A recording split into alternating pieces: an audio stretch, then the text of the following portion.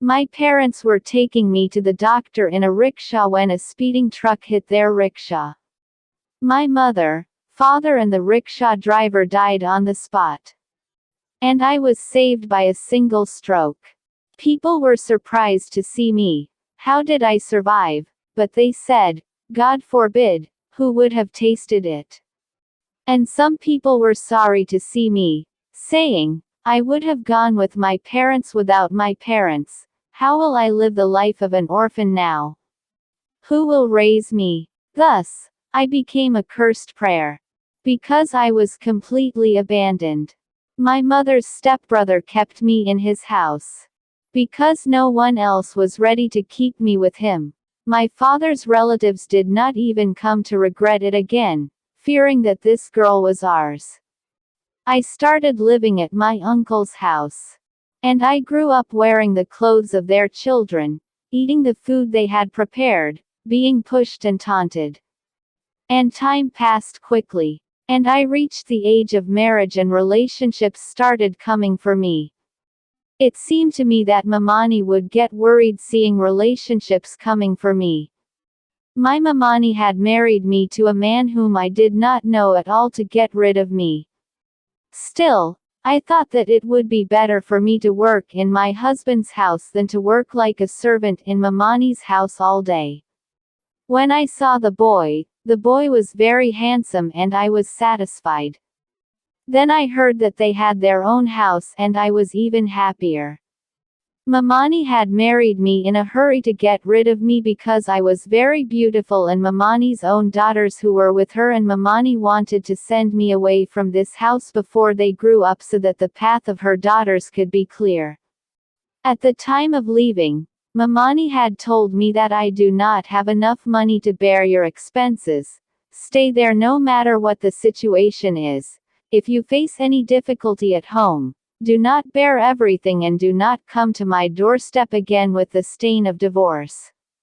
Mamani's words had disturbed me a lot. Why was she talking like this? My departure had not even been completed yet and she had reached the point of divorce. Why? Was there a problem with the boy or was there something wrong in the family? Strange thoughts started coming to my mind and while thinking about these thoughts, when I came to this house after leaving, it was the first night of my marriage, I had realized why Mamani was talking like this.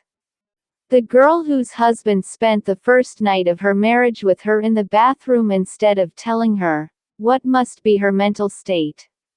Out of shame, I could not even ask my husband. I am not a new bride. How could I tell them why they did this? I thought that I had fallen asleep. Maybe he had also fallen asleep and had gone to the bathroom again in the morning. Thinking this, I consoled myself, but this consoled me was of no use when I started doing such strange things on a daily basis. A month passed and my mother-in-law had started writing me a will for my grandson. My mother-in-law did not even know that in that 1 month her son had not developed any kind of relationship with me. Her son was busy with activities that I did not know and I could not say no to anyone out of shame. A month later, when I went to Mamani's house to meet her, Mamani got worried on seeing me. And suddenly she asked me if I had left home and come here. On Mamani's question, I looked at her in surprise. She had the same attitude when I left and a month later when I came to meet her, she was still talking strangely about her. I told her that no, I had only come to meet her. I was very hurt by his words. I had spent my entire childhood and youth in this house. I was familiar with this house. Didn't I have the right to come to this house to meet him?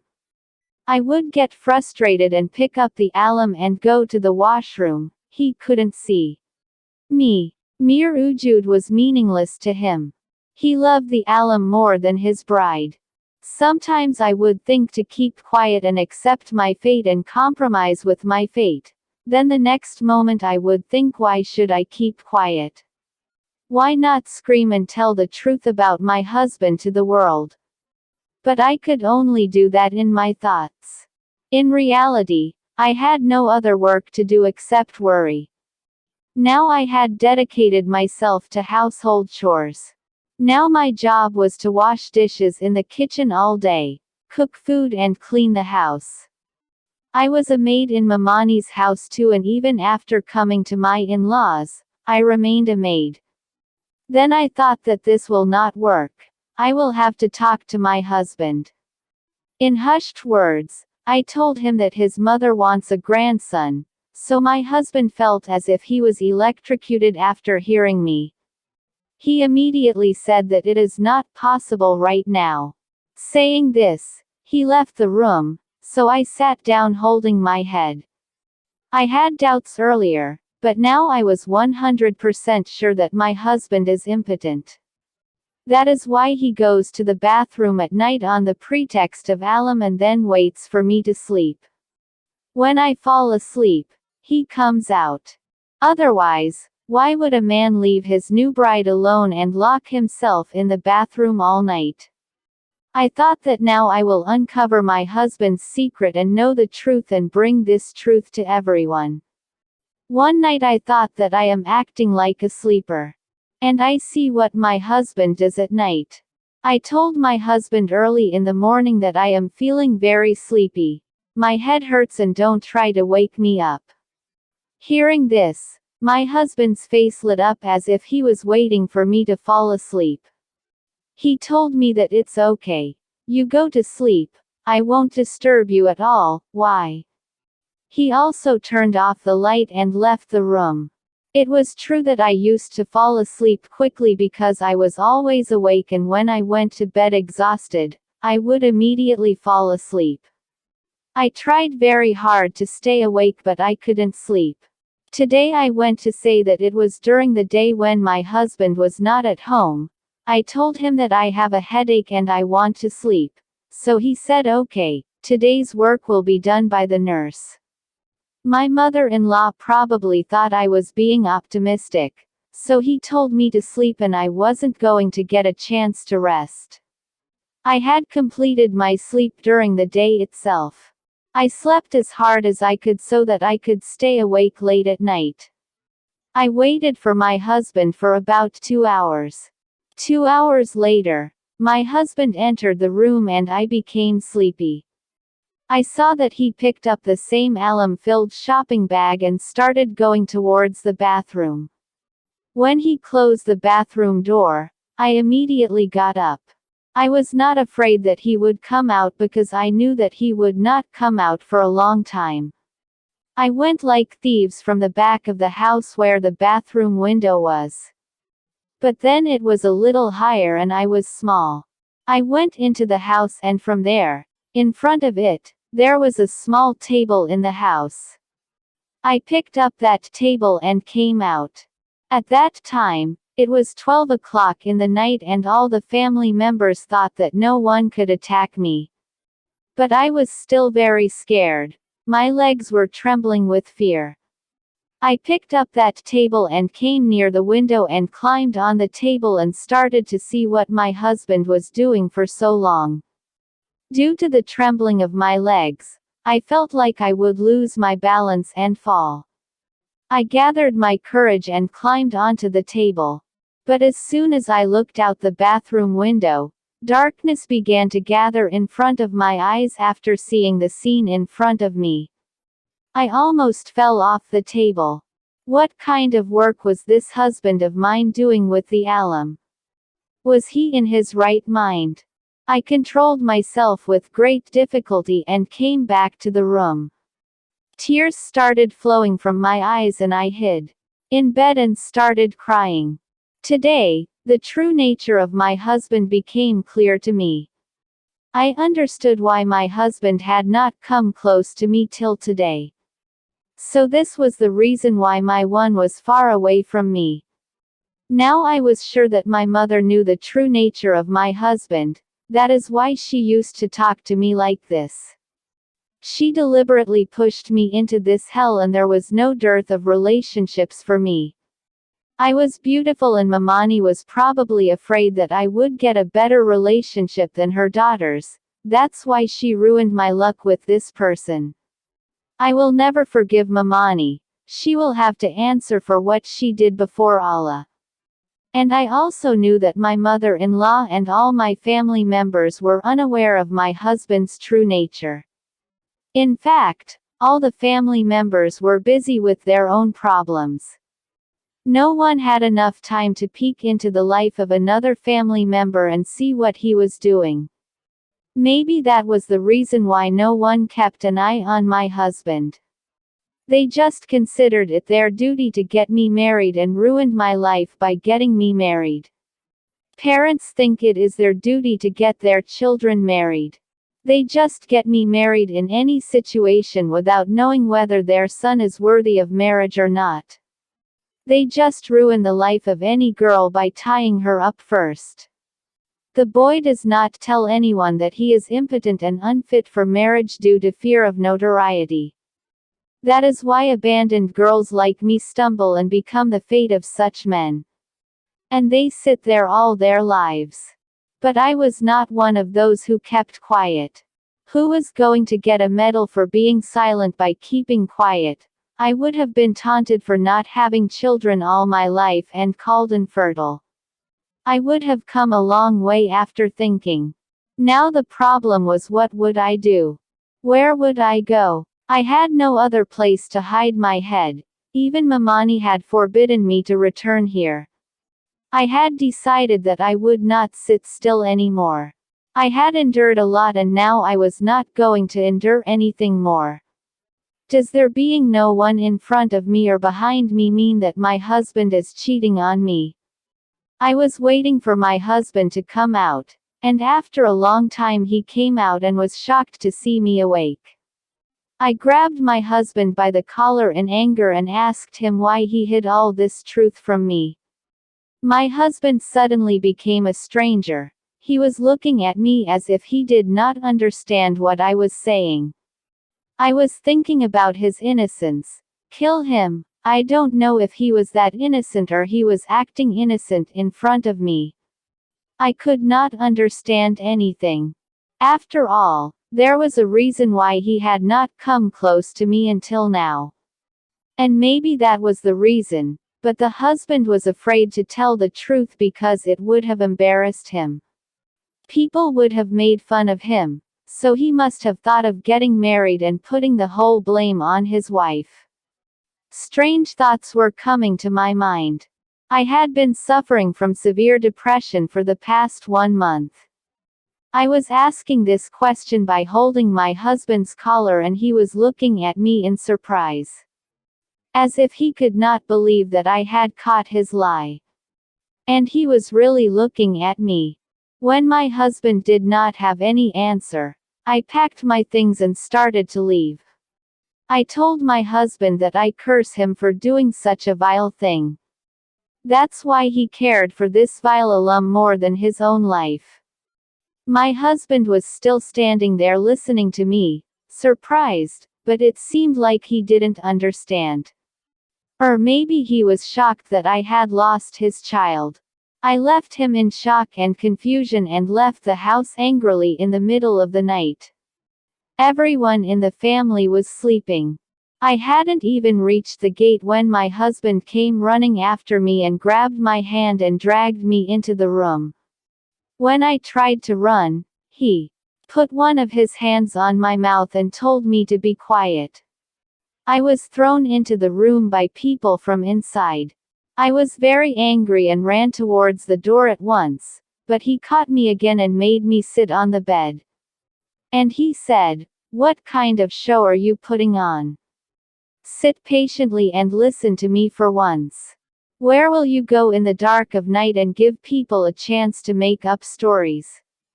I got even angrier at his words. So how long do you think you can keep the truth hidden before it comes out in front of everyone that you are unworthy of marriage and impotent?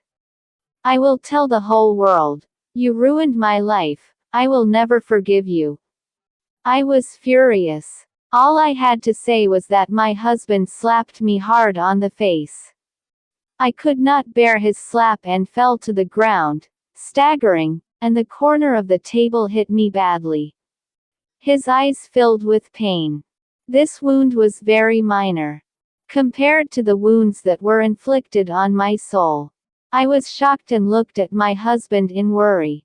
I did not expect him to raise his hand on me.